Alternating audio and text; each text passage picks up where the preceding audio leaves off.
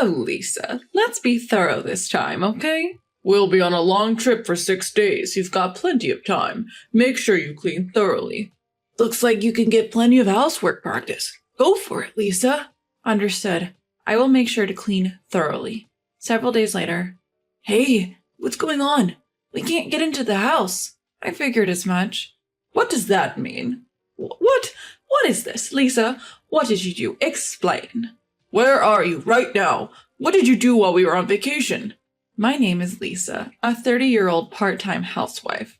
I've been married to my husband Henry, who's 4 years older than me, for just under a year. You could say we're still in our newlywed phase.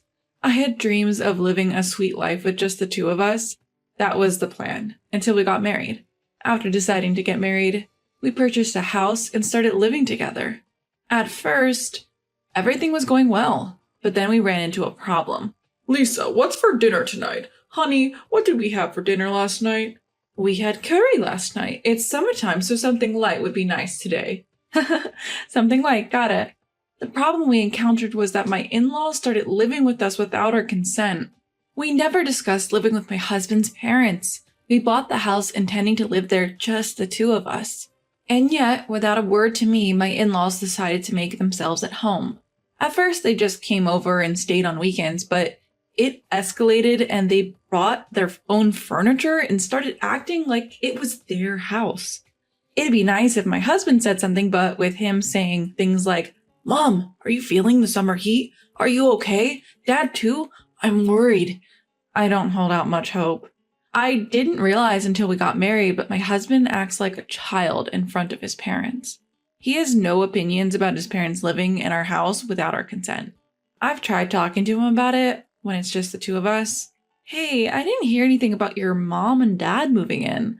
Our house isn't big and we won't have enough rooms when we have a kid. What are we going to do about this? You need to explain and get them to move out.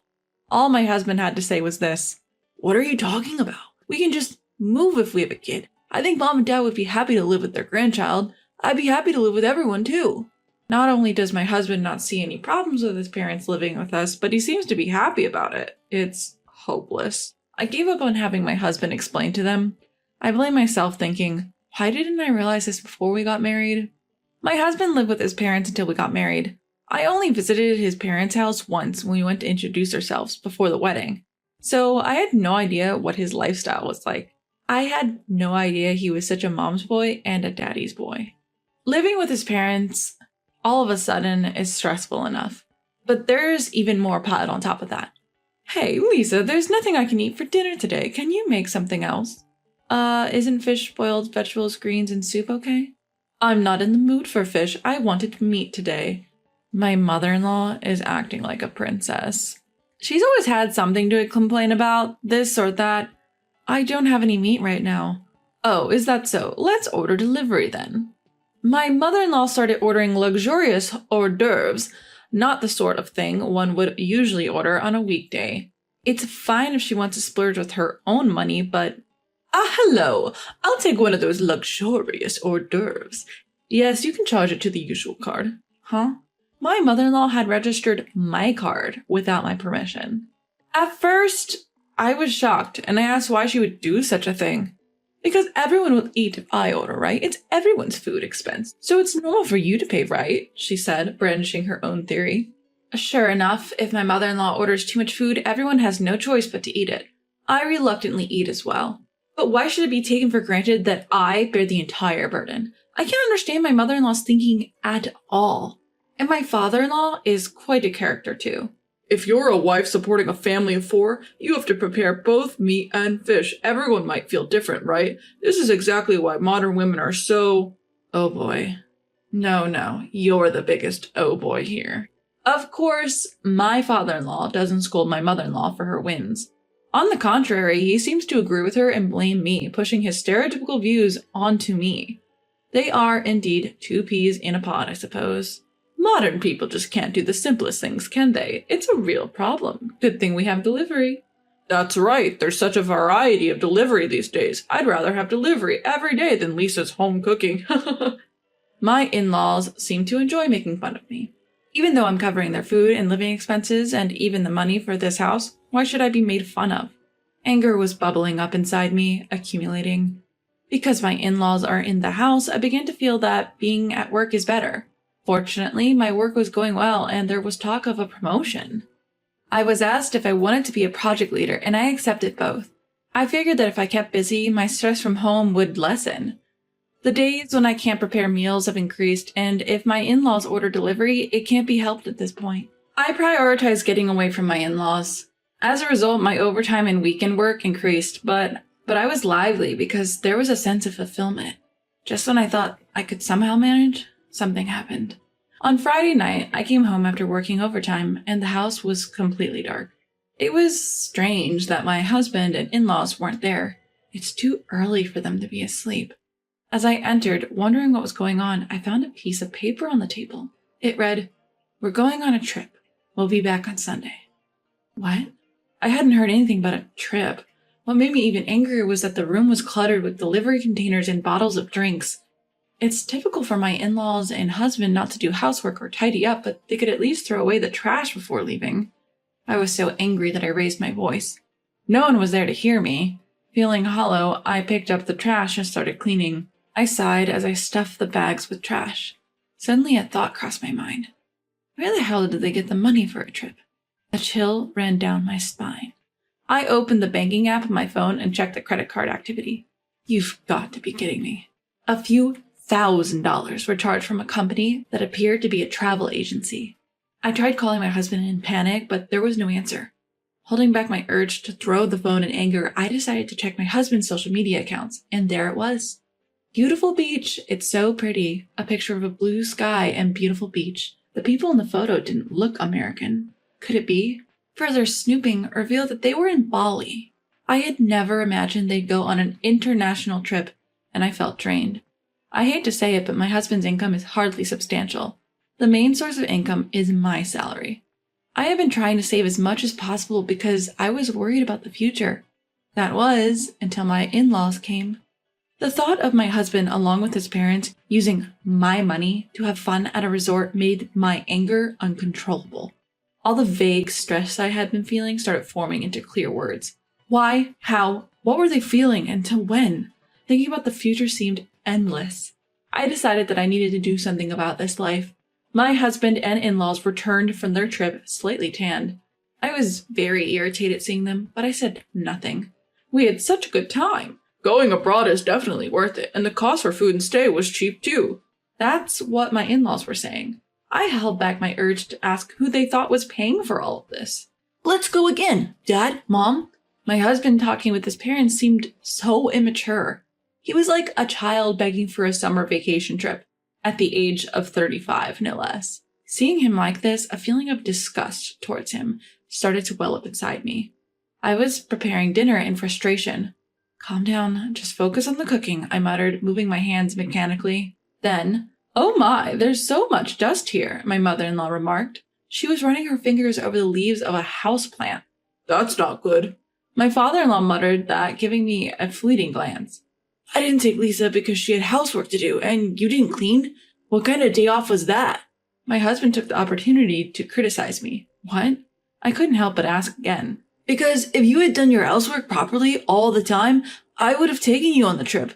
I didn't invite you because I was thinking about you with all your housework. Aren't we all, me, Dad, and Mom, considerate? My husband said this with a straight face. Thanks for your thoughtfulness, I replied, suppressing my anger. My face twitched, and I turned my back under the guise of taking ingredients from the refrigerator. Are you out of your mind? I shouted in my heart. I can't believe it. Leaving the house messy, taking a vacation with my money, and then coming back to say that? The amount of money spent on the credit card I checked while my husband and in-laws were traveling made me even angrier. Did they go to a spa or a really nice restaurant? Even for Bali, where the cost for food and stay is relatively low, large payments were constantly added. How much have they spent without my consent so far? I couldn't help thinking about it. 1, 10, 100, 1,000, 10,000. I calculated in my head. Yeah, a couple $1,000s isn't impossible. And considering that they've taken over this entire house, I could estimate even higher. I was totally fed up. Once they got a taste of traveling with my money, my husband and in-laws started going on trips more frequently. My card is being used as a matter of course. But I didn't interfere. For several months, I silently observed the foolish acts of my husband and in-laws. Then one day my mother-in-law said, "We're going to Hawaii. Could you please increase the credit card limit?" "Sure, I understand," I answered. My mother-in-law is completely looking down on me. Does she think I'm some soldier who does whatever she says? Should I buy a new swimsuit? In her ridiculous age, she's flipping through a swimsuit brochure looking excited. Well, she's going to use my money anyway. Just you wait. I glared at my cheerful mother-in-law. She's so engrossed in the brochure, she doesn't even notice. The day my husband and in-laws left for Hawaii, the room was the messiest it had ever been. My husband and in-laws are apparently heading to the airport soon, and they are busily checking their luggage. As usual, they seem to have no intention of cleaning up the room. "Oh, Lisa, make sure you do it right this time," my mother-in-law told me. "It's a long trip this time, 6 days, plenty of time. Make sure you clean up well," my father-in-law orders me. "You'll have plenty of time to practice your house chores. Good luck, Lisa," my husband says cluelessly. What is he talking about? Seeing it was about time, all three of them started to rush. Their chatting and leaving looked genuinely fun.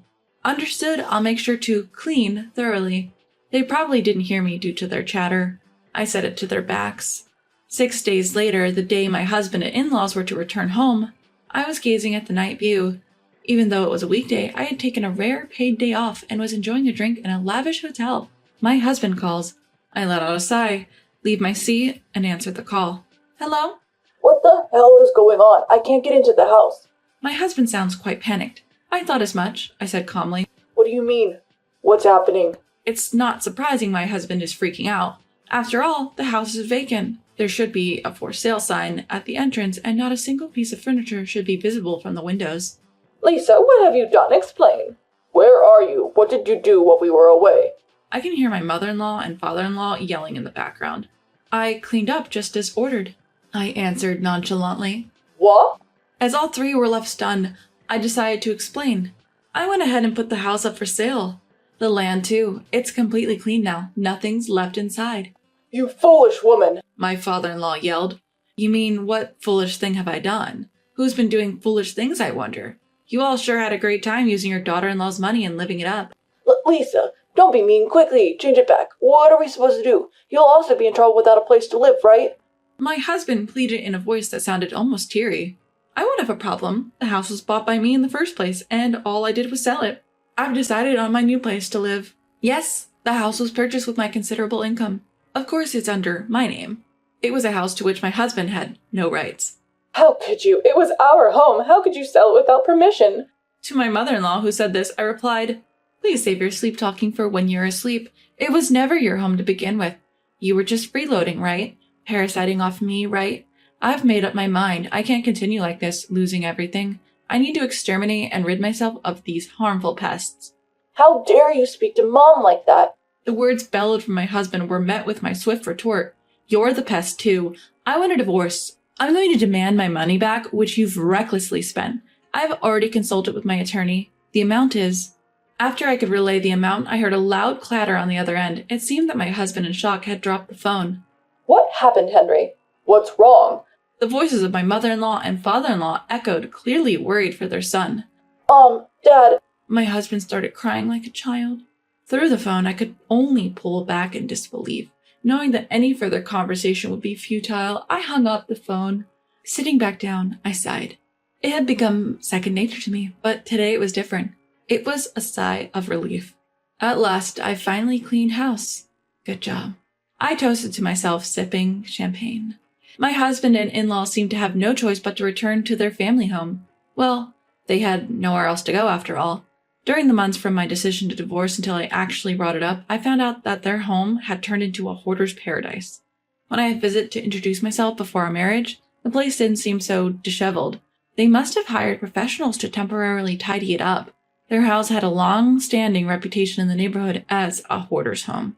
Perhaps a messy house suits my messy husband and in-laws more than a clean one. Though my husband was reluctant about the divorce, he quickly accepted when confronted with my attorney. Sobbing, he even signed the agreement to pay me back the money they spent. It's not an amount he could easily afford with his salary, but it's only fair since he was the one who created this situation, recklessly indulging in luxuries with other people's money. And so I managed to completely sever ties with my troublesome family. However, I must regret the fact that I married such a man in the first place. Before we got married, I somehow managed to spin his troublesome traits in a positive light, finding him charming and laid back despite his age. Maybe I was too desperate as I approached my 30s. While occasionally venting about this to my colleagues, I go about my daily work. Will I be single forever from now on? You're still young. Don't say things like that. I appreciate the subordinates who play along with my complaints and jokes. You're right, I shouldn't give up hope. That's right. Would you consider someone younger? Was that a joke? Looking up, I see that my subordinate's face is serious. Don't hoard unnecessary things. Cleaning is important. But maybe, just maybe, I don't need to give up hope. These days, I find myself